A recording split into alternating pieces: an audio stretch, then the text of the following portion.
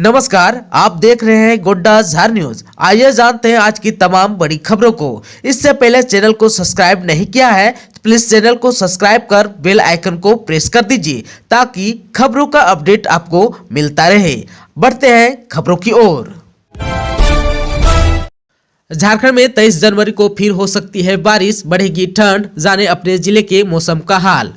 झारखंड में आगामी 23 जनवरी को एक बार फिर बारिश हो सकती है। इससे पहले 22 जनवरी को राज्य में सुबह में कोहरा या धुंध तथा बाद में आंशिक बादल छाए रहेंगे। वहीं राज्य में अगले 24 घंटों के दौरान न्यूनतम तापमान में 2 डिग्री सेल्सियस की गिरावट का पूर्व अनुमान मौसम विभाग ने लगाया है। मौसम केंद्र रांची के अनुसार 17 से 21 जनवरी के दौरान सुबह में कोहरा या धुंध रहेगा, वहीं आसमान मुख्यतः साफ रहेंगे। अगले 24 घंटे के दौरान न्यूनतम तापमान में 2 से 3 डिग्री सेल्सियस की गिरावट देखी जा सकती है। अगले 3 से 4 दिनों तक स्थिति ऐसे ही रहेगी। अगले 2 से 3 दिनों तक सुबह में कोहरा छाया रहेगा, बाद में आसमान साफ रहेगा।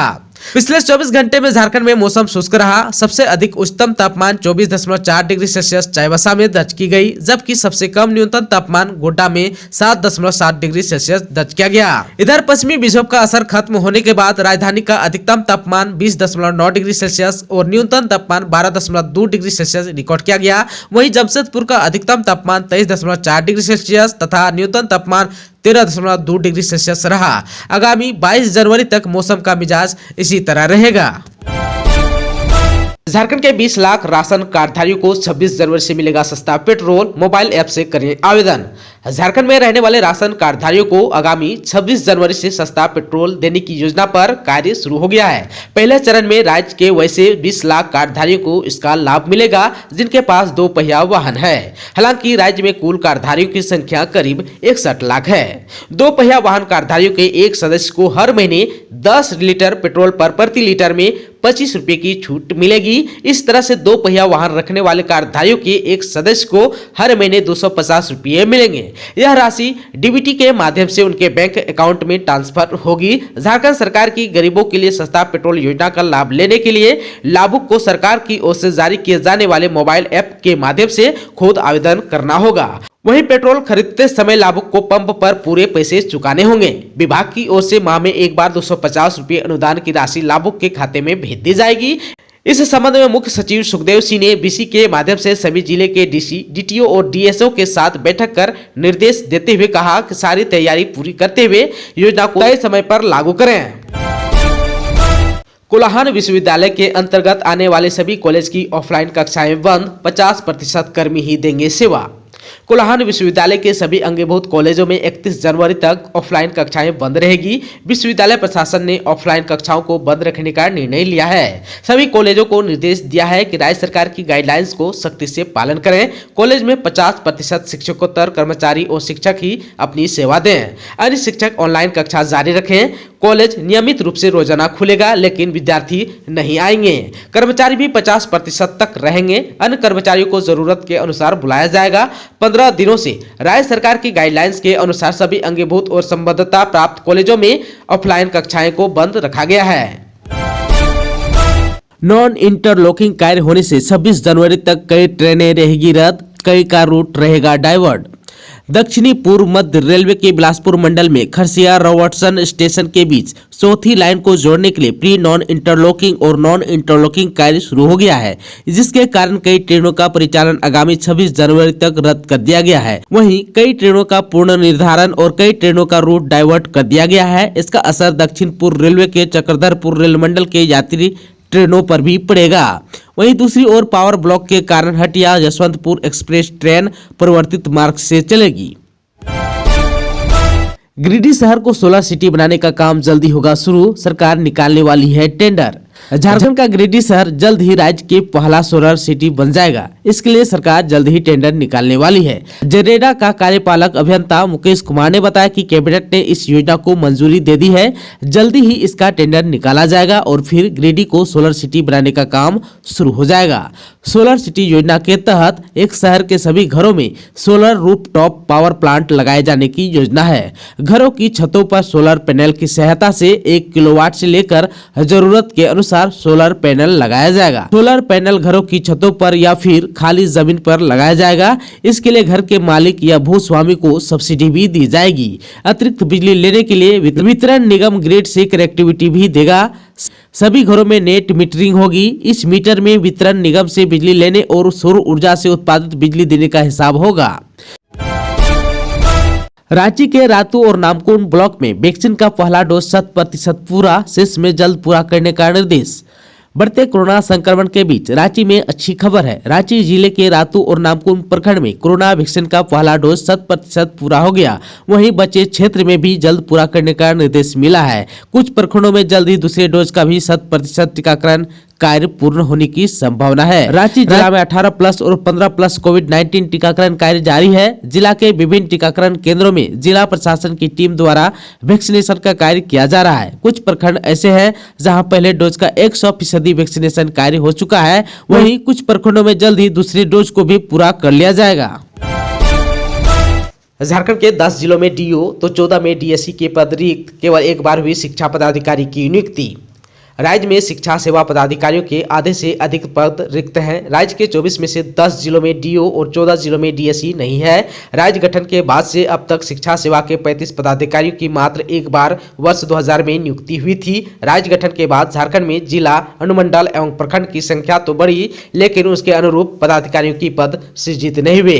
इसका असर शिक्षा विभाग के कामकाज पर पड़ रहा है। योजनाओं का क्रियान्वयन समय पर पूरा करने में परेशानी भी हो रही है। शिक्षकों के सेवा संपुष्टि से लेकर प्रोन्नति तक का काम पूरा नहीं हो पा रहा है। इधर जेपीएससी द्वारा वर्तमान में ली गई परीक्षा में 41 शिक्षा सेवा के पदाधिकारियों की नियुक्ति प्रक्रिया अभी भी चल रही है।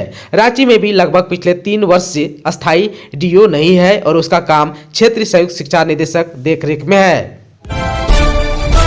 28 से 30 जनवरी तक होगी जेपीएससी की मुख्य परीक्षा। डीओबी और प्रारंभिक परीक्षा का रोल नंबर डालकर आज से एडमिट कार्ड डाउनलोड कर सकते हैं अभ्यर्थी। झारखंड लोक सेवा आयोग ने 7वीं से 10वीं संयुक्त सिविल सेवा परीक्षा के मुख्य परीक्षा का टाइम टेबल जारी कर दिया है। परीक्षा 28 जनवरी से 30 जनवरी तक राज्य के 14 परीक्षा केंद्रों पर आयोजित होगी। वहीं परीक्षा में शामिल होने वाले अभ्यर्थी 18 जनवरी से अपना एडमिट कार्ड डाउनलोड कर सकते हैं। आयोग ने कहा कि उम्मीदवार अपना डेट ऑफ बर्थ और प्रारंभिक परीक्षा का रोल नंबर डालकर एडमिट कार्ड डाउनलोड कर सकते हैं। आयोग की ओर से जारी नोटिफिकेशन के अनुसार परीक्षा 2 पाली में ली जाएगी। दोनों पालियां 3-3 घंटे की होगी। पहली पाली की परीक्षा 10 बजे से लेकर दोपहर 1 बजे तक और दूसरी पाली की परीक्षा दोपहर 2 बजे से लेकर शाम 5 बजे तक आयोजित की जाएगी। पहले पाली में पहले पेपर की, दूसरी पाली में दूसरे पेपर की परीक्षा ली जाएगी। इसी तरह 29 जनवरी को पहले पाली में पेपर 3 की और दूसरी पाली में चौथे पेपर की परीक्षा ली जाएगी। 30 जनवरी को पहले पाली में 5वें पेपर और दूसरी पाली में 6ठे पेपर की परीक्षा ली जाएगी। झारखंड कर्मचारी चयन आयोग ने 1241 पदों पर नियुक्ति के लिए शुरू की प्रक्रिया। झारखंड कर्मचारी चयन आयोग की सामान्य स्नातक योग्यताधारी संयुक्त परीक्षा 2021 में शामिल होने के लिए ऑनलाइन फॉर्म भरने की प्रक्रिया शुरू हो गई। इस परीक्षा के लिए ऑनलाइन फॉर्म 14 फरवरी 2022 तक भरे जाएंगे। वहीं डिप्लोमा स्तरीय संयुक्त प्रतियोगिता परीक्षा के लिए 23 जनवरी 2022 से ऑनलाइन फॉर्म भरे जाएंगे। दोनों प्रतियोगिता परीक्षाओं के माध्यम से कुल 1241 पदों पर नियुक्ति होगी। आप सबको बता देना चाहता हूँ कि झारखंड कर्मचारी चयन आयोग ने डिप्लोमा स्तरीय संयुक्त प्रतियोगिता परीक्षा के माध्यम से झारखंड सरकार के विभिन्न कार्य विभागों में 285 कन्या अभियंताओं की नियुक्ति करने की योजना बनाई है। इनमें बिजली, असैनिक तथा यांत्रिक कन्या अभियंता शामिल है।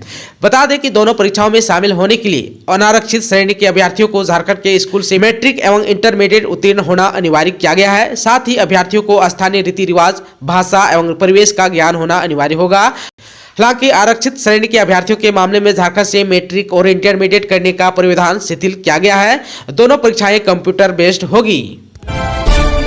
कोरोना के बीच हड़ताल पर गई नर्स, अनुबंध पर कार्यरत 14 प्रखंडों की नर्सों ने कहा 5 महीने से नहीं मिला है वेतन।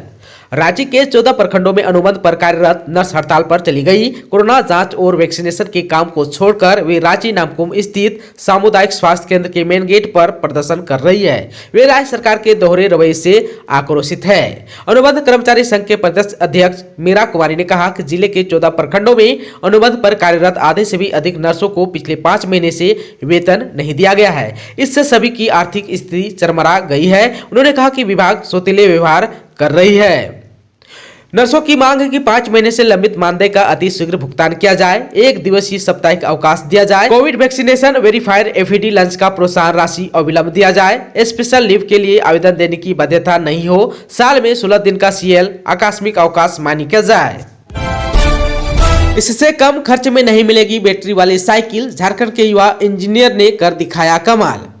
प्रधानमंत्री नरेंद्र मोदी ने 16 जनवरी को हर साल स्टार्टअप दिवस मनाने का ऐलान किया। ऐसे में इलेक्ट्रिक इंजीनियरिंग में बीटेक की डिग्री और सोलर एनर्जी में मास्टर डिग्री हासिल करने वाले रामगढ़ के पतरातू में रहने वाले युवा वैज्ञानिक ने काफी कम लागत में बैटरी से चलने वाली साइकिल का आविष्कार किया है। इस सफलता पर आदित्य कुमार प्रियांशु को बीटेक सिंदरी ने इस साइकिल पर रिसर्च और पीएचडी करने के लिए भी आमंत्रित किया है। आदित्य का कहना है कि इस तरह की साइकिल बनाने के पीछे उनका यह उद्देश्य है कि क्षेत्र में स्थित फैक्ट्रियों में काम करने के लिए दूर दराज से आने वाली महिलाओं की मदद हो सके। साथ ही यह साइकिल पर्यावरण के लिए भी वरदान साबित होगी। वहीं बैटरी खत्म हो जाने पर भी लोग रुकेंगे नहीं, बल्कि पैडल की मदद से साइकिल चलाकर अपने गंतव्य तक पहुंच पाएंगे। इस साइकिल से कोई भी व्यक्ति 30 से 50 किलोमीटर तक की दूरी आसानी से तय कर सकता है। इसे चार्ज करने में करीब 4 घंटे का समय लगता है। देश में पेट्रोल की कीमतें जब आसमान छू रही है, तो इस तरह की साइकिल पाकर गांव से फैक्ट्री पहुंचने वाले कामकाजी महिलाएं काफी खुश होंगे। झारखंड की अकुशल ग्रामीण महिलाएं मनरेगा से बन रही है हुनरमंद, प्रशिक्षण के जरिए ऐसा बनाया जा रहा है सशक्त। मनरेगा के तहत योजनाओं के क्रियान्वयन में अधिक से अधिक महिला कर्मचारियों को शामिल करने के प्रयास में राज्य सरकार महिला श्रमिकों को कार्यस्थलों पर महिला साथी के रूप में काम करने के लिए प्रशिक्षित कर रही है। महात्मा गांधी राष्ट्रीय ग्रामीण रोजगार गारंटी अधिनियम के तहत अकुशल महिला श्रमिकों को कुशल अर्धकुशल बनाने और 100 दिनों के काम की गारंटी पाने के लिए यह कवायद चल रही है। साथ ही प्रतिभागियों की संख्या को बढ़ाने के लिए सरकार ने अधिकारी को यह सुनिश्चित करने के लिए मनरेगा के तहत प्रशिक्षण और नियोजन पूल में 50% महिलाओं को शामिल करने का निर्देश दिया गया है। वित्त वर्ष 2021-22 में राज्य भर में 88,939 से अधिक महिलाओं का चयन कर उन्हें प्रशिक्षण भी दिया गया है। राज्य सरकार द्वारा जारी दिशा निर्देशों के अनुसार प्रशिक्षण के लिए चुने जाने वाले प्रत्येक महिला को प्रखंड स्तर पर निःशुल्क प्रशिक्षण दिया जाएगा, जिसमें प्रखंड कार्यक्रम प्रबंधक, कनिष्ठ अभियंता, ग्राम रोजगार सेवक, क्लस्टर सुविधा टीम और राज्य संसाधन टीम के सदस्य शामिल हैं। 3 दिवसीय प्रशिक्षण अवधि के दौरान इन साथियों को मनरेगा के इतिहास और श्रम अधिकार, कार्यस्थल प्रबंधन, कार्यस्थल पर आवश्यक न्यूनतम सुविधाएं, जॉब कार्ड, भुगतान प्रक्रिया, मापने वाले टेप का उपयोग करने के लिए तकनीकी प्रशिक्षण, कार्य गणना, कार्य प्रगति की निगरानी, दैनिक उपस्थिति रिपोर्ट तैयार करना, मास्टर रोल प्रबंधन और अन्य तकनीकी ज्ञान प्रदान किया जा रहा है। प्रशिक्षण का उद्देश्य पूरे राज्य में अकुशल से एक अर्धकुशल महिला कार्यबल तैयार करना है। प्रशिक्षण के अंत में इन महिलाओं को एक मैट किट दी जाती है, जिसमें मापने वाला टेप, मास्टर रोल रजिस्टर, दिशा निर्देशों की एक प्रति, जॉब कार्ड, आवेदन पत्र, नोटबुक, पेन और दैनिक उपस्थिति माप पत्र शामिल होता है। दोस्तों, चैनल पर आप नए हैं तो प्लीज चैनल को सब्सक्राइब कर बेल आइकन को दबा दीजिए, ताकि खबरों का अपडेट आपको मिलता रहे। इसके साथ ही आज की खबरों में बस इतना ही। हमें दीजिए इजाजत। नमस्कार।